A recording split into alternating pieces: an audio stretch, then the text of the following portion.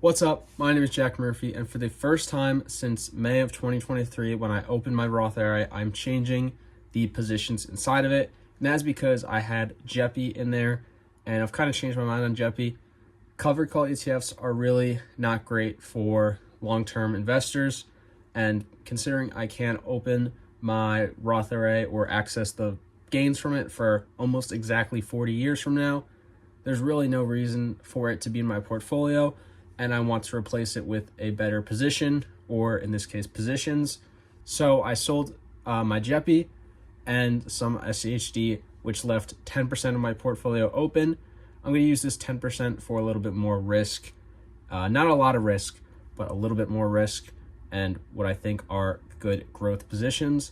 So originally it was 5%, but I've decided I can give myself 10%. I think that's fair because I have so much time and I'm pretty safe everywhere else, so I'm not too worried. But I'm going to take this 10% and pick 3 stocks. That's what we're going to talk about. The 3 new positions I bought and the new compositions in my Roth IRA, the new total makeup, and a bunch of the stats that go along with it. And at the end, I will back test it to see how it's done historically. So first off, let's go over the 3 stocks. The first one and the biggest one being Regeneron. Regeneron plus the 2 other stocks I bought in this portfolio are stocks that I did buy in my taxable account. My last video was me selling about 25% of my taxable account and reallocating it to new positions plus existing positions.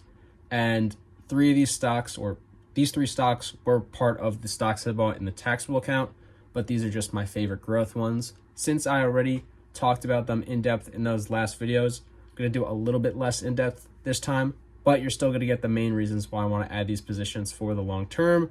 Just a couple of the things I said in the last video I'm not going to repeat myself on. Regeneron Pharmaceuticals is a pharmaceutical company that is mainly known for their eye drug Eylea, which is an injection that helps with eye deterioration in older people, and they make a lot of money from this drug. If we go over and look at their sales from their last earnings report, you can see this drug does very well for them. It's always been a staple in their portfolio of products, and it's been doing well. If we look at their second highest performing product or drug, Libtayo, this is a skin cancer drug that has been doing really well and been really successful at treating this specific type of skin cancer that gets like 5 million diagnoses a year. They're up like 40-something% sales this quarter, and I expect this to do really well for the future. But these alone aren't the reasons I'm buying Regeneron. They also have a lot of cancer research and other cancer drugs in development,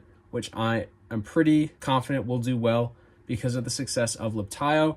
And I think Regeneron is a good pharmaceutical company as a whole, so I'm pretty sure these will be successful. And then the main thing that I really am excited about, and I talked a lot about in my last video, was this new drug they're developing that reduces muscle loss when you use a weight loss product like Ozempic. The main problem with this drug is you lose a lot of muscle along with the fat. About 40% of the weight you lose is muscle, which is very dangerous, especially for older people, because if you are, an elderly person, it is very hard to put on muscle, and that muscle is very necessary to hold your body together. This is where Regeneron's drug can be extremely useful because you just prevent that muscle loss altogether.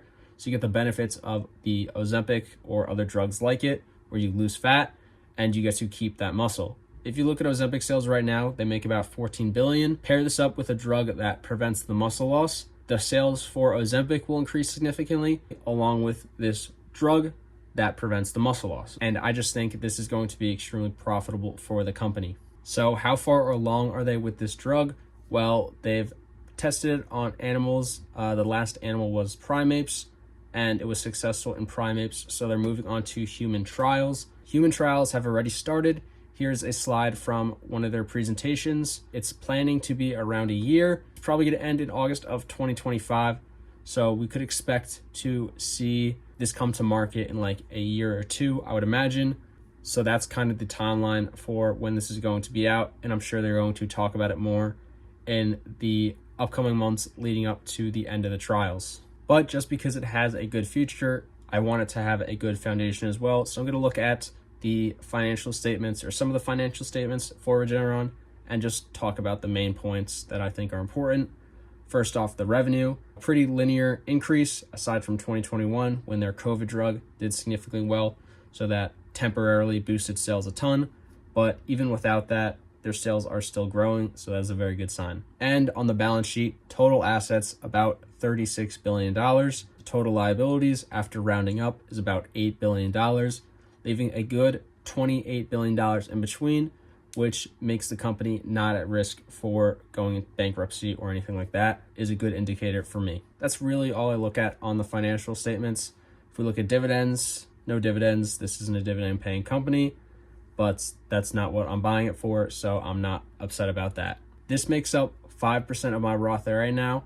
Now that is the biggest percentage for any of the individual stocks I own, but I just feel really confident in this company. It's not financial advice. This is pretty speculative, so I'm going to try to accumulate this up for the next year while those trials are going on, and hopefully accumulate a good bit of this stock before that new drug comes out in maybe like a year or two. The next company is Microsoft, and Microsoft is all around a great tech growth company. They have done super well historically. They are a strong company that has consistent revenue.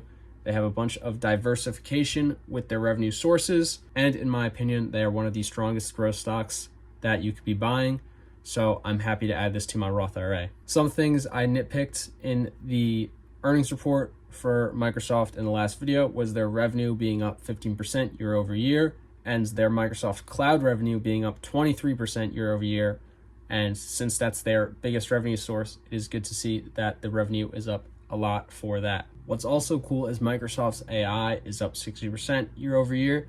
And I think Microsoft is one of the best companies to start bringing AI to the real world. So much of the business world is using Microsoft products, and it would be really easy for Microsoft to just incorporate AI into their products, into their services, and get people around the world using it right away. Microsoft's AI development tool, GitHub, is also doing extremely well, being up 180% year over year, and they have about 77,000 companies using it.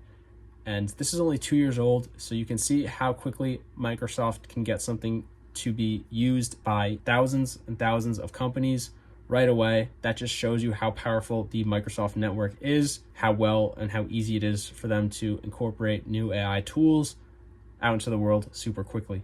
So let's look at their financial statements to make sure Microsoft is a good company and has a good foundation, and revenue has a pretty clear, consistent growth.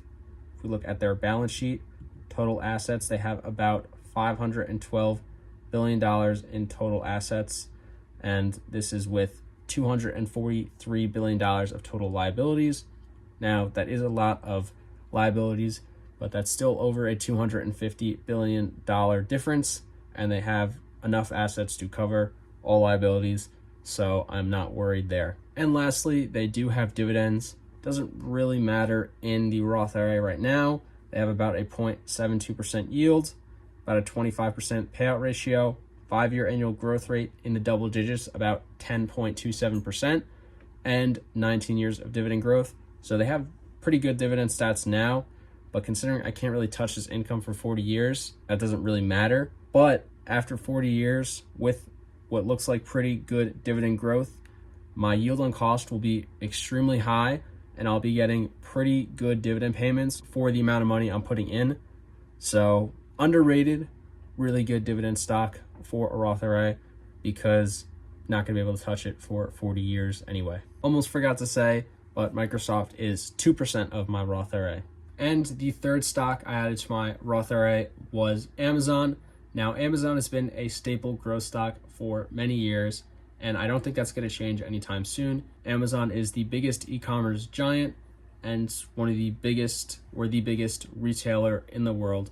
So why I'm buying Amazon right now is because I believe it is at a really good value to start picking up or start accumulating some Amazon. In this article, you can see that the price to cash flow from operations is at the lowest it's been since about 2010, which means the stock will have to increase 69% to reach its historical average. The price to earnings ratio is also at a really good value compared to its average.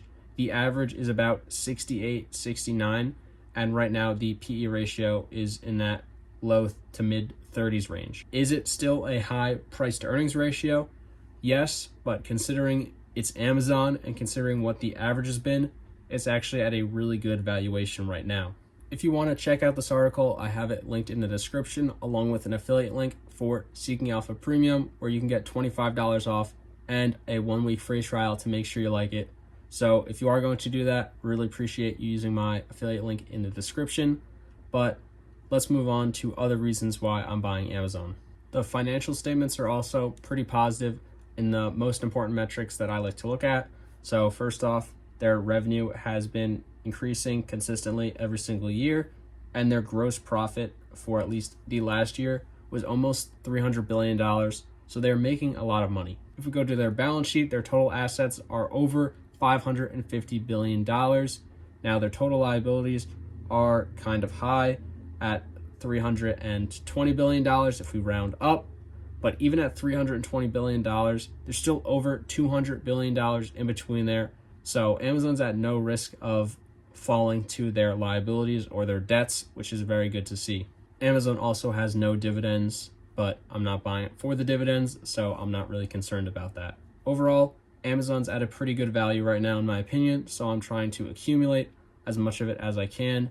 That's why it's about 3% of my Roth IRA right now. In the future, when the value goes up in the next couple of years, I could see myself switching my allocations from 3% to 2% into Amazon, and then maybe a little bit more into Microsoft. But while Amazon is at a really discounted value, I am trying to accumulate a little more in my Roth IRA and also my taxable account as well. So those were the 3 stocks added to my Roth IRA. Now let's go and look at the new total Roth IRA I have. First off, it is 35% VOO, which is just the S&P 500. It is also 35% QQQM. This is an Invesco growth ETF. Considering I got 40 years in the portfolio, I think it'll do well long term. The third biggest allocation in my Roth IRA is SCHD at about 20%. It previously was 25%, but I have a good amount of my taxable portfolio in SCHD, so I figured it was okay to cut down a little bit in the Roth IRA and make room for some of these growth stocks. And then obviously Regeneron is about 5%, Amazon is about 3%, and Microsoft is about 2%. If you're interested in the breakdown, the total portfolio is worth about $8,600. $250 is Amazon, about $170 is Microsoft, $3,000 is Invesco QQQM, about $440 is Regeneron, about $1,700 is SCHD, S&P 500 Vanguard VOO is about $3,000. And here are my overall total returns in each of them. I am pretty happy with those allocations, but let's backtest it as long as we can and see how much I would have made or lost compared to the S&P 500 with this portfolio. If we look at the assets, we'll leave them at that. Parameters, we're going to backtest with an initial amount of 8,600 because that's where I'm at right now. Start date, unfortunately, I can only go back to November of 2020 because QQQM is the youngest ETF or position in this portfolio, and I can only backtest up until when that was created. That's about 3 years, 9-ish months. Contributions amount, I will do $480 because right now I try to do $120 a week into my Roth IRA. So we'll say about $480 a month. Rebalance never, reinvest dividends yes, dividend tax rate will say like 10%. After calculating it, I am ahead of the S&P 500 by about 1.28%. It isn't a super big test period, so it's hard to say that I would have had the same returns if we go back another 10 years, but I'm pretty happy with that. At least in the last 4-ish years, I am beating the market. The final balance will be about $44,800. Total profit, about $14,500. Dividends reinvested, $1,200. Volatility or beta is 0.97. Cash in, I put about $3,200 into the portfolio in this scenario, and here's the chart over time. So you're just ahead of it a little bit at the end. Those were all the changes I made to my Roth IRA. If you want a more in-depth video about some of the other positions I bought in August, look at my last video where I sold 25% of my dividend portfolio and rebalanced it, adding 5 new positions. 3 of them I talked about in here, but 2 of them I did not. So go check that video out. Thank you guys for watching. Peace.